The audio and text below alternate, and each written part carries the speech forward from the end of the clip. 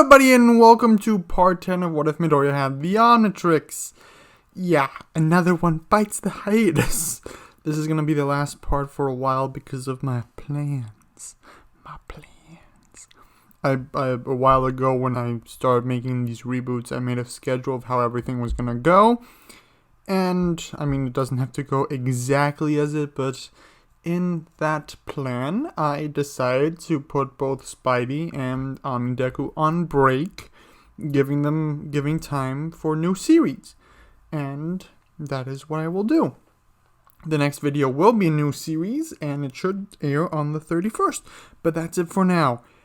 This episode is an interesting one, and I hope you enjoy it. If you do, please like, subscribe, check out my Discord if you want, it's in the description below. You can talk to me, suggest ideas there, and whatever you want to do. Honestly, I'm not forcing anyone, just suggesting it. Above all else, everyone, I hope you enjoy.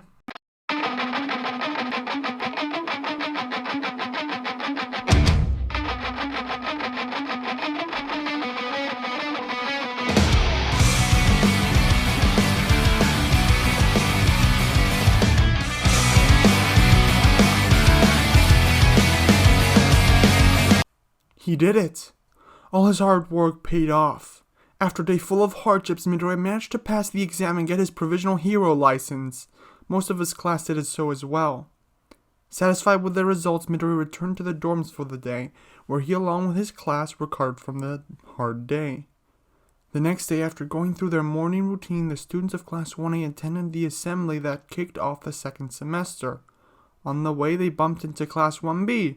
Monoma tried to cause a commotion, but Kendo managed to stop him before things got out of hand. After the assembly ended, the students returned to class where Aizawa introduced them properly to the new semester. Okay, starting today we'll resume our regular classes and training schedule. I know a lot has happened recently, however, you need to switch gears and focus on your school duties. We're lecturing today, but this semester you'll have even harsher training than before, Aizawa informed his students. He can't mean that, right? Ashido asked. The first semester has been challenging enough. How could it get more challenging? Aizawa glared at her, using his quirk to intimidate the student, and asked, Care to share, Ashido? Tsuyu then raised her hand and said, excuse me, sir. May I ask a question? Rabbit. What were those things the principal mentioned during the opening ceremony? I've never heard the term hero work study before. Ribbit.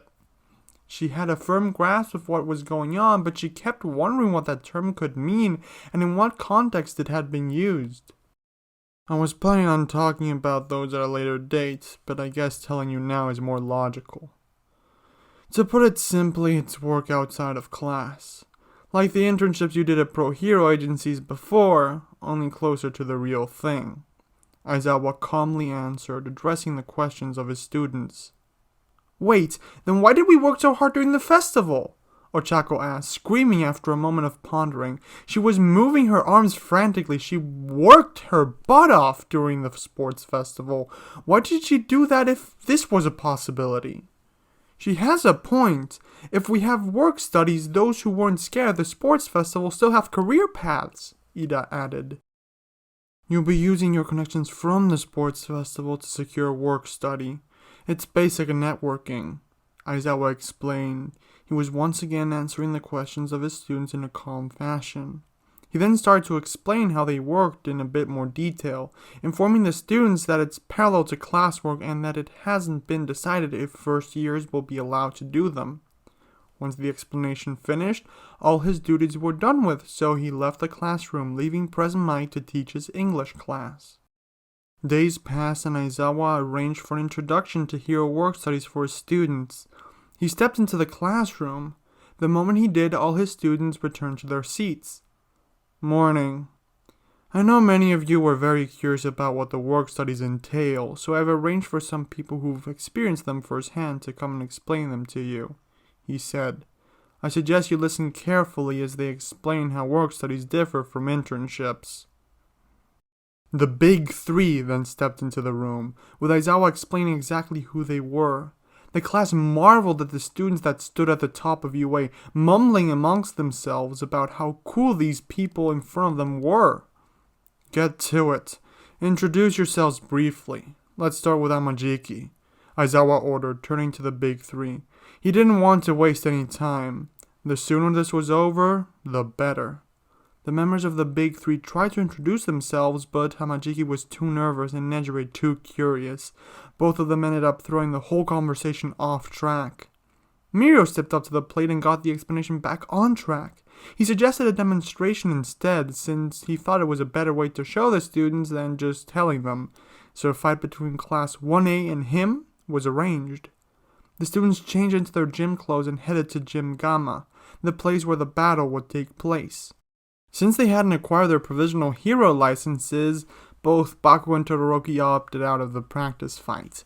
This time, this alone put the class at a disadvantage since they were two of the class's powerhouses. Is he for real? Zero asked, afraid to fight someone so much more powerful than them. In the meantime, Mirio started stretching. Oh yeah, totes real, Mirio answered. It seemed like he didn't have a care in the world and was taking it easy, but mentally he was preparing for the demonstration. Amajiki protested the situation, suggesting that they return to the explanation, but was mostly ignored. Nejire, on the other hand, cautioned restraint and asked him not to hurt the students too much. Right, no using one for all then, he thought to himself while finishing up his stretching. I should be able to KO them without much trouble, even without using it. Might even get things done easier, since my control isn't fully there yet. Now who's gonna start this party? Mirio asked, taunting the class after a bit of banter between them. I'll do it, Midoriya eagerly said before Kirishima could volunteer. This was one of the highest ranked students in the school. He wanted to prove himself, prove that he could stand against him. Oh, you're the transforming kid, right? Mirio asked, wanting to confirm. He heard some stories of Midoriya from his mentor, but hadn't actually been able to connect the stories to a person yet. This is perfect! I've heard you have plenty of fire in ya, he said after seeing Midoriya nod. Midoriya opened up the Omnitrix, selecting a transformation. Who should he go for? Brainy, Mr. Nature, Reverb? In the end, he made his choice. View this as a learning experience. It's a good opportunity for you, Aizawa shouted. His students needed to get better, and the faster they did it, the more benefits it'd present. Midoriya hit the dial. A flash of light emanated from his body, covering his surroundings, if only for a second. Once it was gone, Midoriya emerged from it as a Vaxasaurian, as Humongosaur. Oh, nice! But are we just going to stand around doing nothing, or are we gonna get this started? Mirio asked, refreshing his taunt. Midoriya had finally shown his true form, and he was ready to take him down. Midoriya charged at Mirio, trying to tackle him with the shoulder, but Midoriya just slipped right through his opponent as if he weren't there. It was as if there were some sort of ghost. He hit the concrete wall behind Mirio. How fast was he? Midoriya wondered, looking back, but Mirio hadn't even moved. He was just standing there as if nothing had happened. Nice try, Mirio said, as long-range attacks were fired at him. Midoriya, being in the line of fire, jumped out of the way, with a stream of acid, a piece of tape, and a laser all going through Mirio's face, almost hitting Midoriya. Luckily, he was fast enough to react. Huh, so his quirk lets things pass through him, Midoriya thought, trying to come up with some sort of way to defeat his opponent. His mind drifted as he remembered that the tentacle villain Vilgax that captured him in his ghost form. Maybe there was a way to achieve the same results here. When the smoke caused by the attacks hitting the mountain cleared, Mirio was gone. Moments later, he appeared behind Jiro and the other long-distance fighters. He struck Jiro in the gut with enough force to take her out of the fight due to the pain. He incapacitated her in one attack. Wait, how did he get over there? Midoriya wondered, as he switched his approach to the situation. He hit the Omnitrix, transforming into his crystal sapien form, and shot a powerful energy blast at Mirio. But once again, it just went right through. Cool! So he can switch between multiple transformations, Mirio thought after evading the blast. more coming his way. Avoiding those attacks, Miro carefully took down the long-distance fighters. Only Midoriya and the short-distance fighters were left. He ran back into the ground, intent on taking down Midoriya. Midoriya saw how Miro vanished into the ground and started to predict his movements, figuring out where Miro would pop up next. He hit the Omnitrix again, turning into Ice Wing. As soon as Miro popped out of the ground, Midoriya used his freeze breath to try and stop Miro in his tracks. He wasn't surprised. He predicted this is where I'd be. Pretty smart, Miro thought as he faced through the ice attack. Watch this, an ultimate move, blind thrust eyeball touch, he shouted, making his hand intangible and moving towards Midoriya's face. Midoriya in an instant made himself intangible. He then realized who he was fighting and thought it might be possible that both of them might touch each other, so to be safe he put his arms in a blocking position. He was right. The attack made impact and Midoriya was sent back, reeling from the impact. It was clear that Miro hadn't tried to attack with the first fist because the blow was considerably weaker than expected.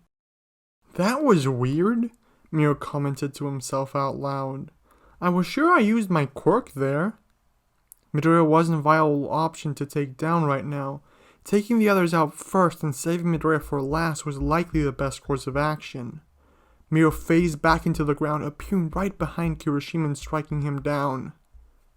So he isn't warping, Midoriya thought. His quirk allows him to go through matter, and it clashes with my own ability.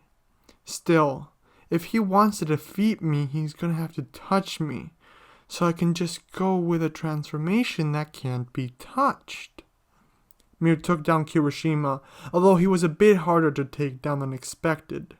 He then moved to the closest opponent, that being Ochako, trying to take her down. Midoriya once again hit the Omnitrix, turning into acidic. He went after Miro, trying to turn himself into Miro's primary opponent. He was stalling, trying to get in his way and give his classmates time to form a strategy or something. Miro just ignored Midoriya, going after all his classmates first. Once they were all dealt with, Miro turned his attention back to Midoriya. So what can this one do? Miro asked, curious. One was big and strong, the other could shoot energy, and the other one could shoot ice. How many transformations did Midoriya even have? You'll see, Midoriya answered, moving towards Miro to try and defeat him. If he had given actual information, it would have put him at a disadvantage. Seeing Midoriya approach and thinking him a simple opponent that looked to be made of liquid, Miro just punched him. His arm went through Midoriya and he flinched as a burning sensation invaded his arm. He phased his arm and pulled it back. Is he made of acid? Miro wondered, still feeling as if his arm was on fire. Okay, I'll have to work around this somehow. One for all is my only option, I think. Miro activated his second quirk, focusing his energy in his arm as he felt the power curse through him. He didn't want to use too much or send his normal quirk out of control, so he focused as much as he could, not phasing, just running. He rushed at Midoriya, ready to punch him. The wind pressure would do the work for him. Seconds before the blow could make impact, the Omnitrix timed out and Midoriya found himself back in his human form, falling back down to the ground from a meter in the air. It was an unexpected development. Miro couldn't hit him now, the damage would be too severe. He let go of the power, activating his normal quirk instead. It was a close call. He phased back into the ground and sprung back up in front of Midoriya, striking him in the gut, just as Midoriya was getting ready to fight in his human form. Good job transforming, kid. You almost made me use my trump card, Miro said, smiling at the boy as his whole class lay defeated around him. Still, Midoriya had been complimented by his upperclassmen, so that was a positive. After the fight ended, Miro explained his quirk and how weak it actually was.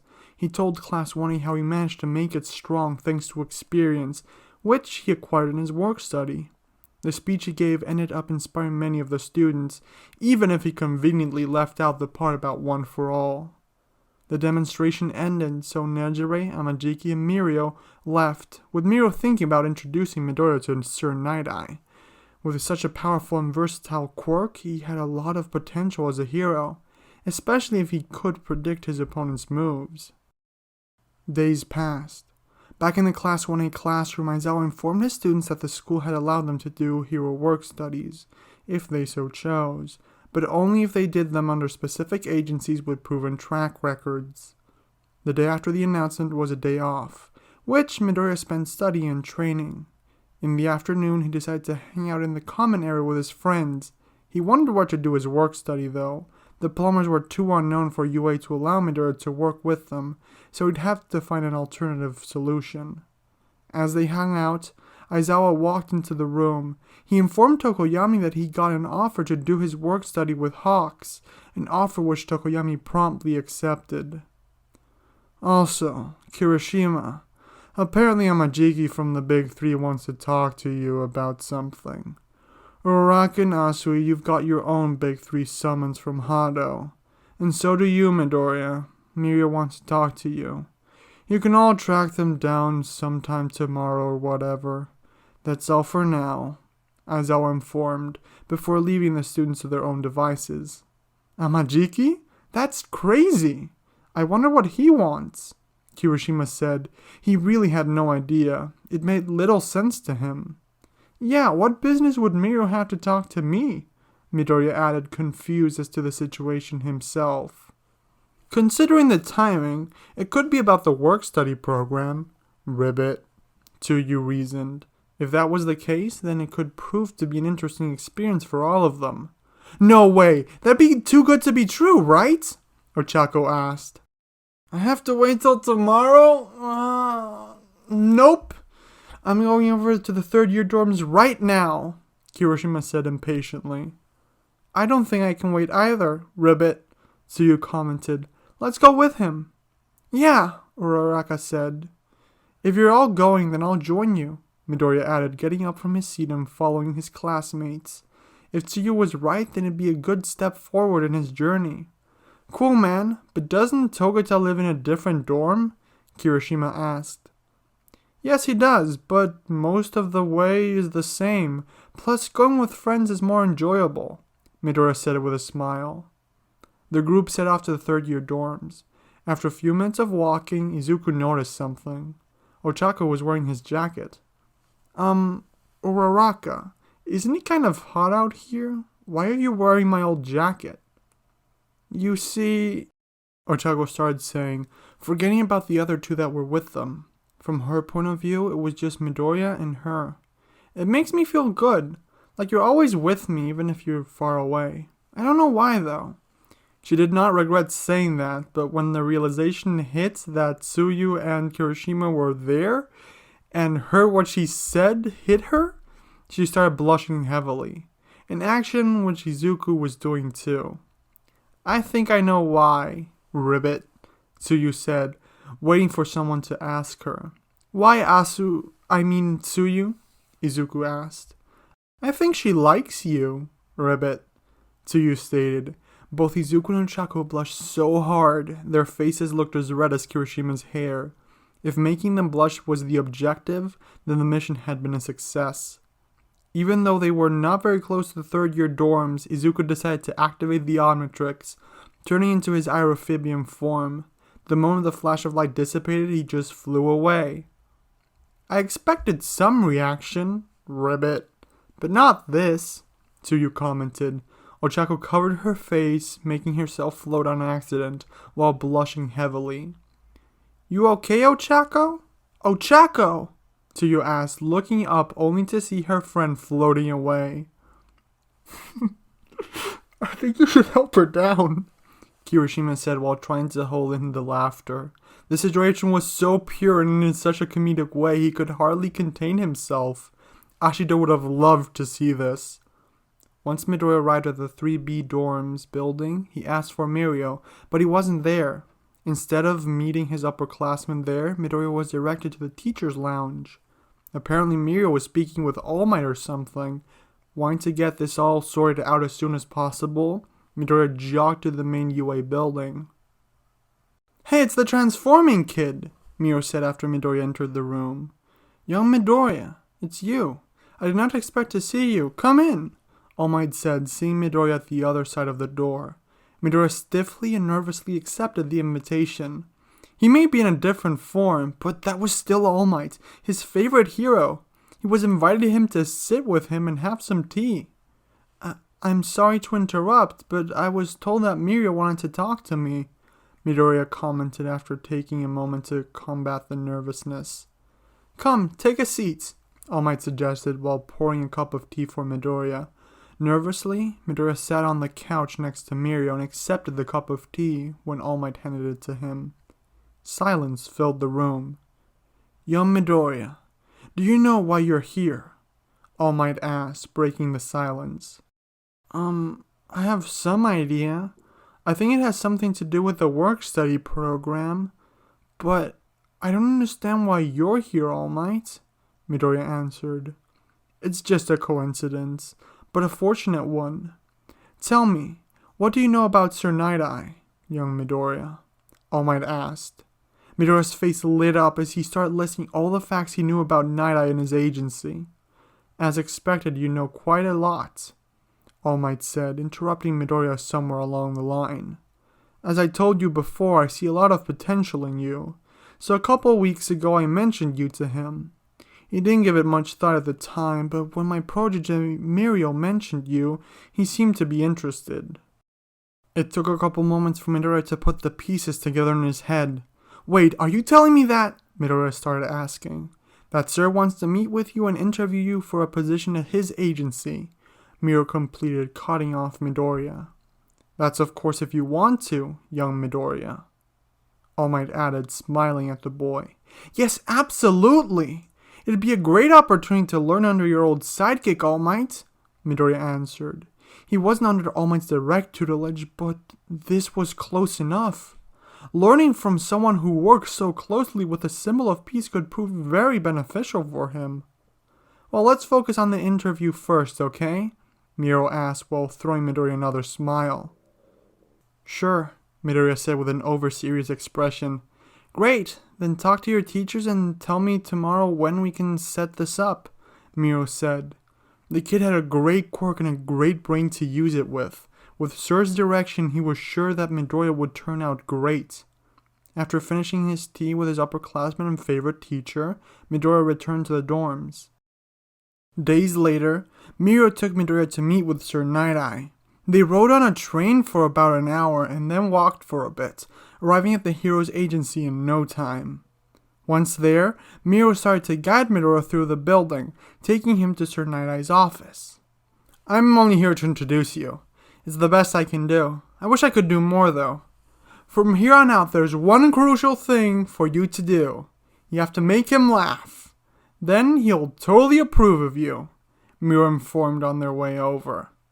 Hold on, what do you mean? Midoriya asked, confused. Sir Nighteye is a very serious person. He's demanding on both others and himself. I don't see how making him laugh would be much help. That's true. He is very stern, but he really values humor for some reason. It's like irony or something, I think, Mirio responded as they reached the office. Midoriya opened the door to the office and both students walked in. Hey yo, I brought the first year dude I mentioned a couple days ago, Mirio informed, walking into the room. Upon seeing them enter, Nighteye glared in Midoriya's direction with a piercing gaze. It was scary. It was intimidating. It was exactly what Izuku expected. It was like he'd seen on TV. Mirio's suggestion rang through his head. He had to make Nighteye laugh. He couldn't come up with anything. He was never good at witty remarks or jokes, so he did the first thing he could think of. He made an All Might impression.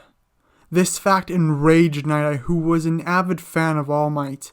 He was outraged that such an inaccurate impression was made, but Izuku clarified the situation, explaining what incident the impression was based on. The level of All Might knowledge impressed Nighteye, and they ended up chatting about All Might for a little bit. Let me get this straight. You want to do a work study here because you think doing so will make you stronger, Nighteye asked, after the conversation changed from All Might to the hero work studies. We need to draw up a contract. Yes, of course, I've brought one. Midoriya said, interrupting Nighteye while pulling the contract from his backpack. You will not interrupt me when I'm speaking with you, Nighteye said with a stern expression. It was so annoying when people interrupted him. Sorry, sir, Midoriya responded, bowing slightly to the hero. Once I stamp this document, you'll officially be contracted with my agency for a work study, Nighteye informed. You have to understand that this will be nothing like the week-long internships that you students take on so casually. You must work here for a minimum of 4 months and will be paid wages. However, your academic responsibilities will likely suffer due to absences you rack up, which means your classmates will likely pull ahead of you. I understand that, but I won't let it stop me. This experience will surely help me more in the long run. There's so much I need to learn and get better at. I think the best way of doing that is in the field. This way I can start helping people and protecting them a lot sooner, Midoriya responded. He felt that some people were starting to pull ahead of him. Sure, he had the most versatile power out of everyone, but students like Todoroki had the power and accuracy you could only get from years of training and practicing. Midoriya had too many transformations to get that level of skill quickly. Nighteye grabbed his seal and slammed it, deliberately adjusting the trajectory so that it wouldn't stamp the paper itself, but instead hit the table. You missed, sir, Midoriya said. That's because I don't approve of this, Nighteye responded.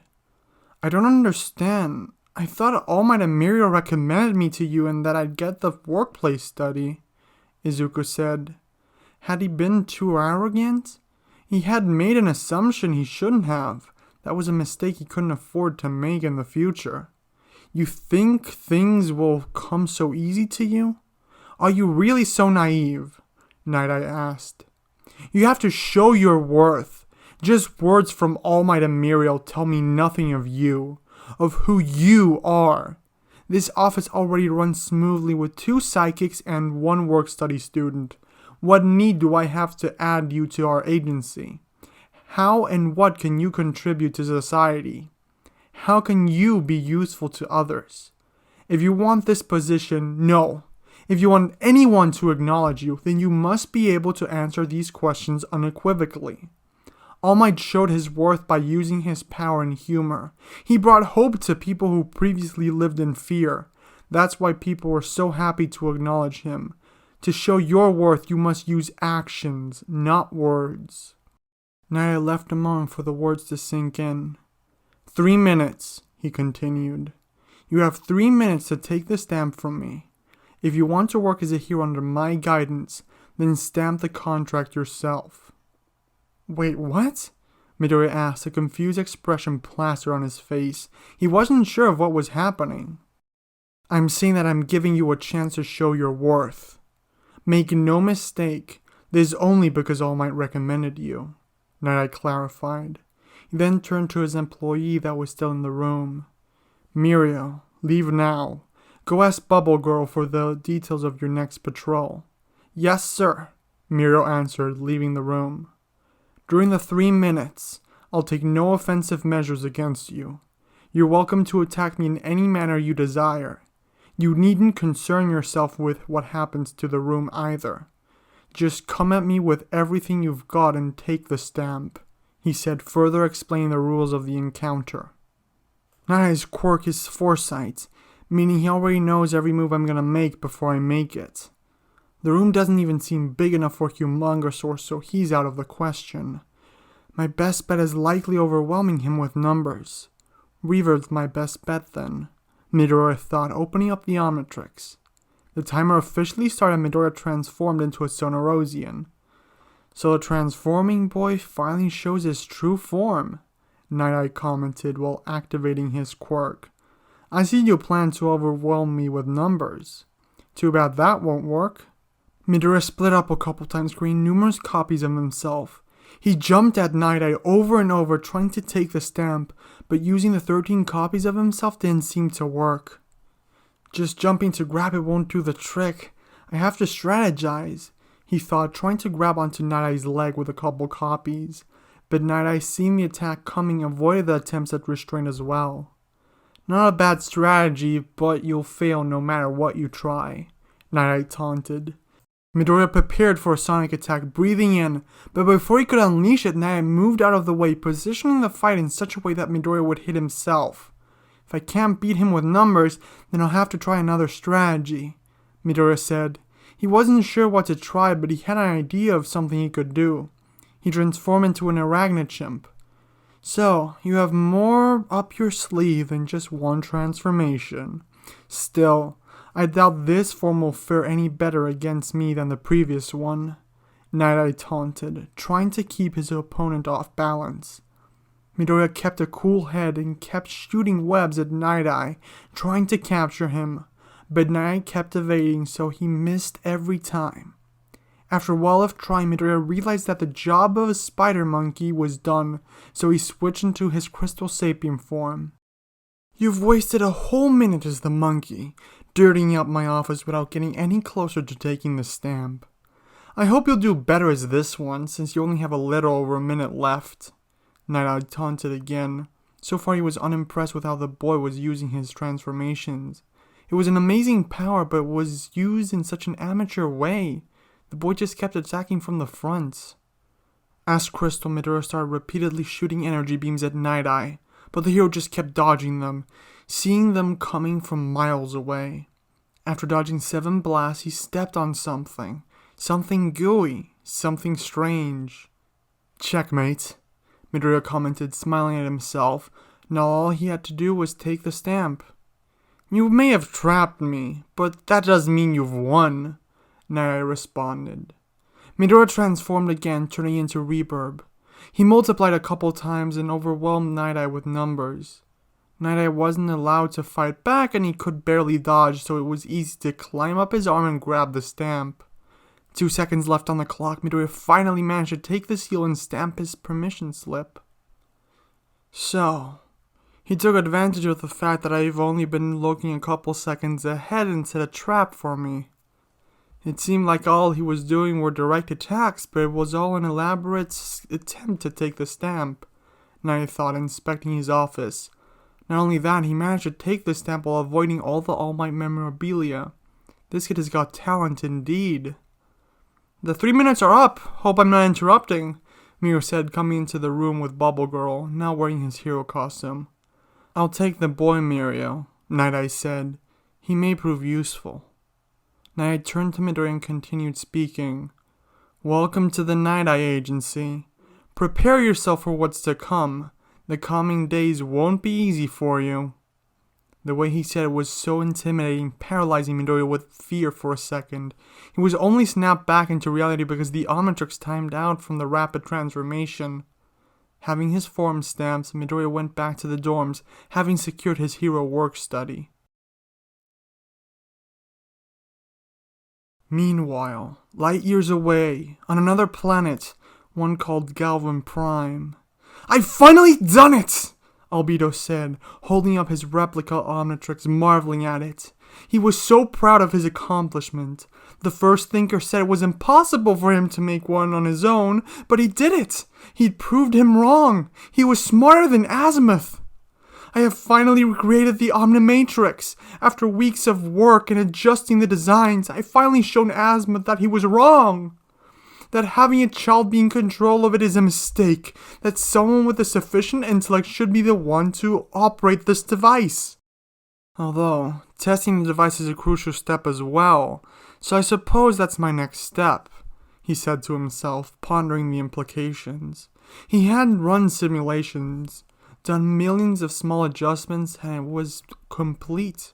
There was no way that it could fail now. It took him a long time to make, but he finished it. Albedo then attached the Omnitrix to himself and activated the dial, selecting a random transformation. A green flash of light enveloped him and the Galvin emerged from it as an aerophibian.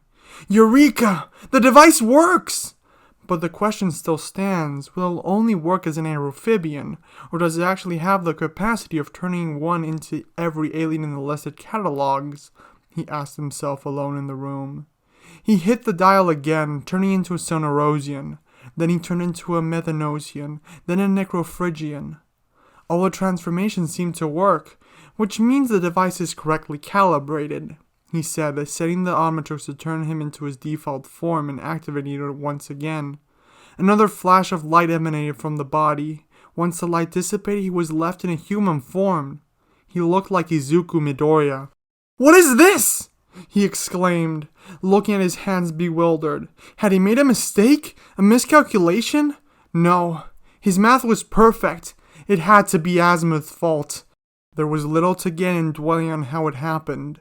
The real question was how to fix it. And that's the end of the video. And the second time I record this outro. I hope you guys enjoyed as always. If you did, don't forget to hit that like button. Subscribe if you're new, although you're part 10, I would doubt if you're new. If you're new or haven't already, that's important. Check out my Discord in the description below where you can get more updates on what's coming and stuff. What else? There's more stuff here. I just forget. And also you can, if you're stuck around, you can probably see a factoid on screen, hopefully. I want to start bringing these back, at least for the MHA ones. Just something that's a little fun. I'm recording this a couple days after I record the rest of the video because the last version of this was a bit depressing, I think. So, why not? Yeah. So, talking about the what if, Albedo. I'm introducing Albedo now. I mean, he's been teased a bit in the previous ones, but as we never really got an introduction to how he made the Omnitrix or his copy Omnitrix, here is my take on it. I mean, he's gonna go on an adventure here, encounter Midoriya, the Omnitrix is gonna break, Azimuth is gonna take him away. We all know how he gets the Ultimatrix eventually. But yeah, I mean, just fun ideas. Albedo's coming, and he will have one appearance before he really has his introduction to the series, and I need to start coming up with the ideas of exactly how important he's going to be. I don't really know about everything. This is the point, my plans were, okay, I'm going to make these series 10 by 10 episodes every time, but now I'm starting thinking renewing by 5 is a better idea.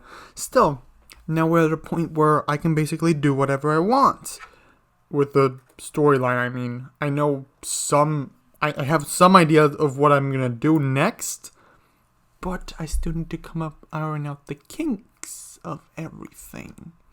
Especially because event is coming. Yeah, something to look forward to. I don't know who. Someone has figured it out on the Discord side, but I don't know if anyone has put the pieces or theories together on the YouTube side. Something fun's coming. I've been preparing for a while since I started the reboot. Yes. Well, that's about it from me. I hope you guys enjoyed again. I just want to remind, please like, subscribe. Oh, you can also share the video. Share the video with everyone because I want the channel to grow and it seems like it's dying recently. Hopefully the new what if next, no, it's in 2 weeks. In 2 weeks will bring life back to the channel. That's it from me, everyone. Until next time, have an absolutely fantastic day. Until Halloween. Bye!